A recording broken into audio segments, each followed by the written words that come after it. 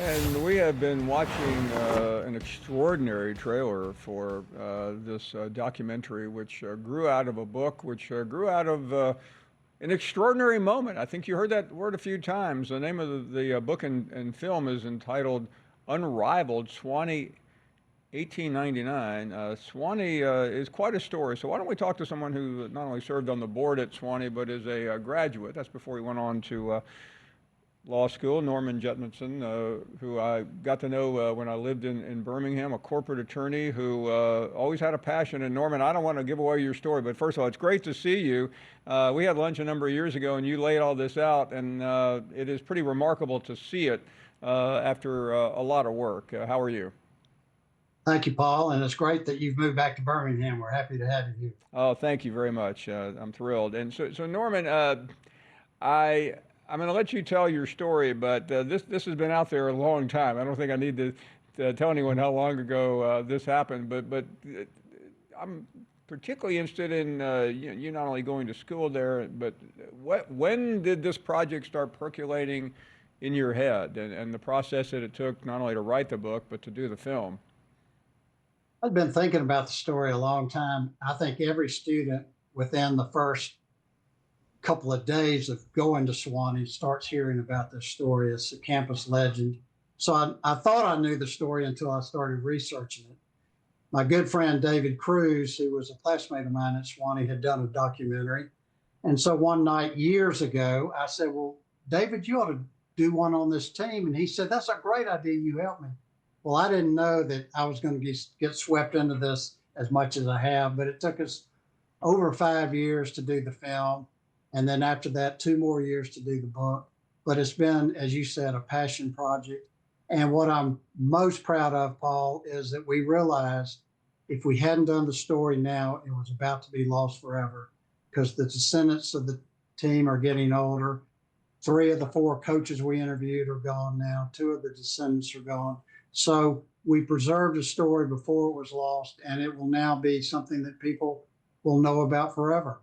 And another part of this, and I don't even remember the years because it was a little bit before my time and yours, but Swanee was once a member of the SEC, weren't they? They were a founding member. So back when the SEC was founded, and this is you can win bets at cocktail parties. Three of the original founding members, Tulane, Georgia Tech, and Sewanee, are no longer there. Unfortunately, Sewanee did not win a game in the SEC. So after the 1940 season, they moved back to Division III, which they needed to do because it's a small school. It's always been a small school. But this team is something that they're very proud of and something that really is in college football history, something that will never even be attempted again, much less duplicated. So, not to hold anybody in suspense any longer, tell us how this feat occurred. Sure. So you got to take yourself back to 1899. It's 34 years after the Civil War. So it's still a stinging memory in the South. Sewanee had been devastated by the Civil War and was struggling to survive. And football had just come to the South in the 1890s. It's important to remember that in the 1890s, schools in the South that had football teams only played 2 or 3 or 4 games a year because it was so expensive to travel. So Sewanee in 1899 did something unheard of in the South. They played 12 games over a 6 week time frame.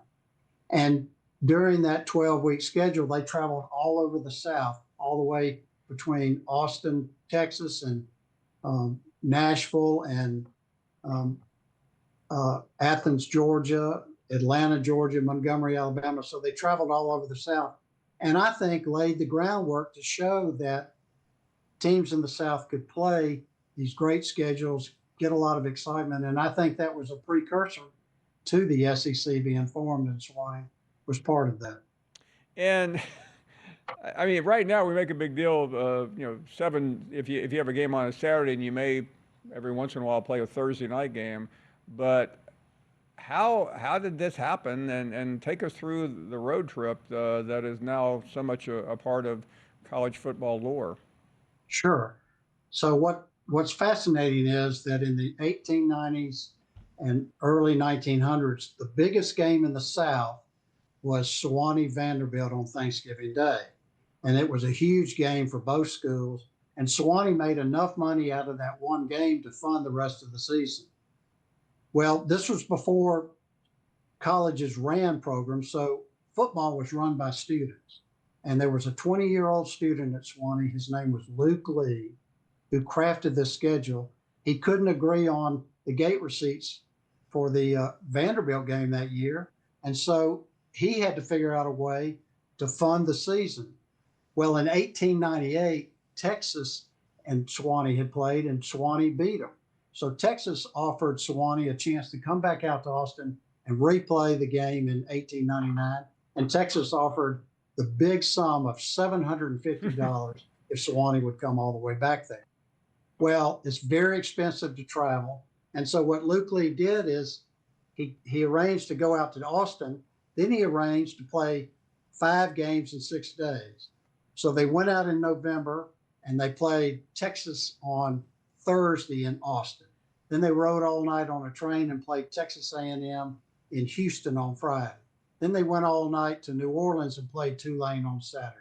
They took Sunday off, and then Monday morning they went up to Baton Rouge and played LSU.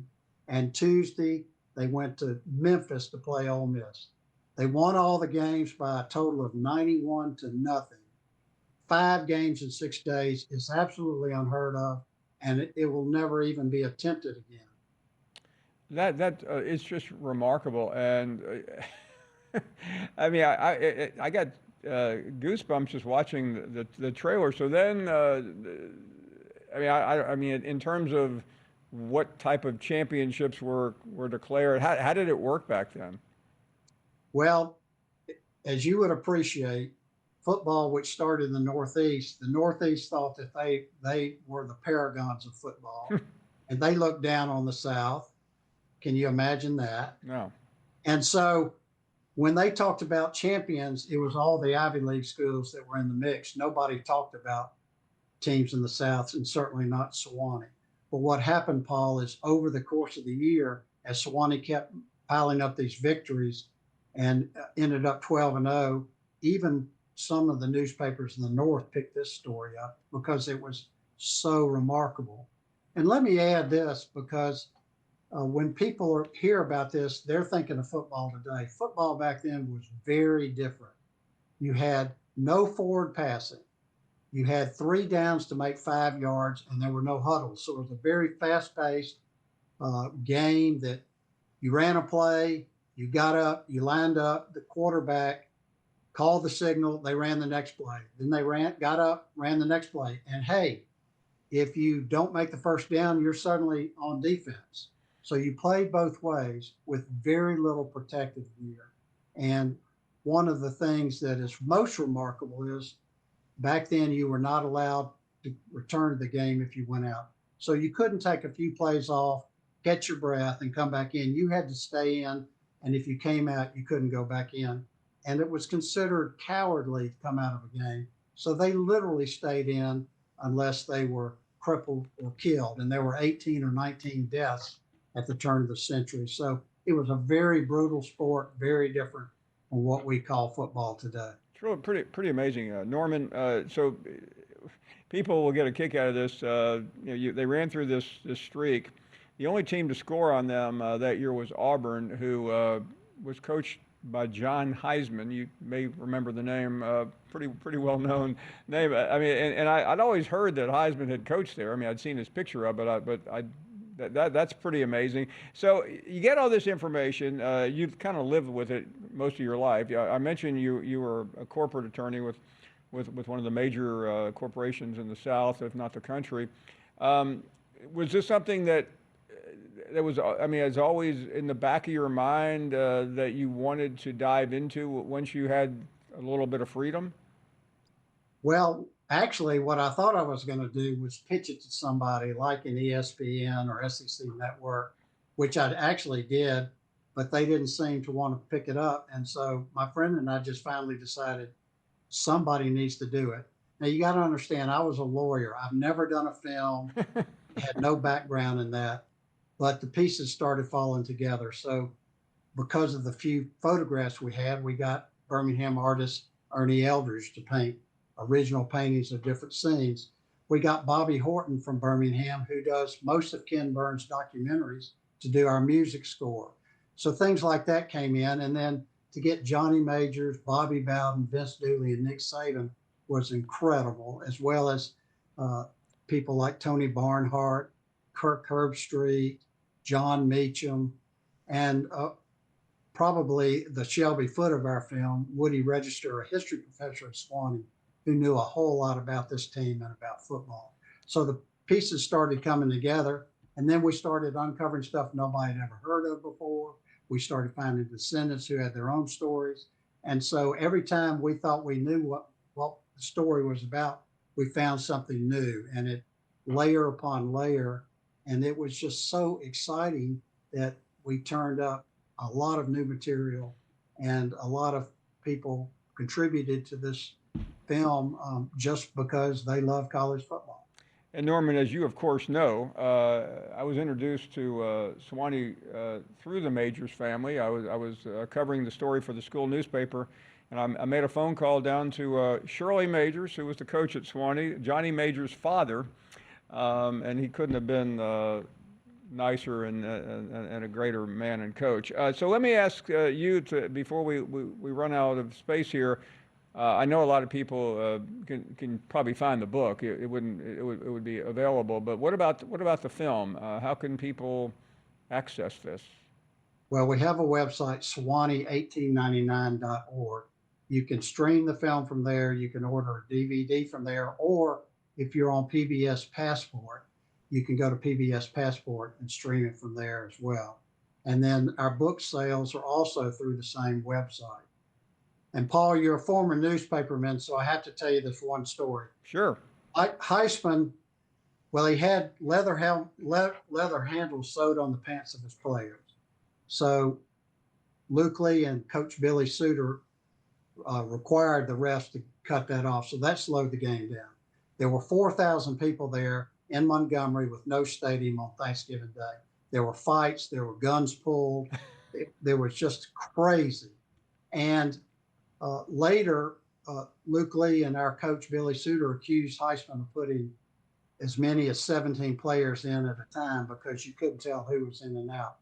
Well, the game got called in the second half for darkness when Auburn was probably about to score, and Sewanee eked out a win 11-10. Heisman was so incensed that he wrote a letter to the Birmingham Age Herald saying basically the refs cheated. He had never been cheated like this, and he was outraged. The next day, the referee, Taylor, wrote his own letter to the editor saying, everybody knows John Heisman's a big crybaby and we're not going to pay attention to him. Heisman wrote another letter. So that wouldn't happen today, but it was a fascinating time in college football history. It is just truly an extraordinary story. I'm so glad we were able to share it, and I hope people will get the book and the film. Norman, so great to have you on, and I can't wait to see you soon. Thank you so much. Thank you. Now that you're back here, let's get together. I would love it. Norman Jetmundsen, just an amazing story. I don't know how many times I can say that, especially talking to somebody who just wrote a book and did a film, but think about it. And we will come back, talk more about this and more things right after this.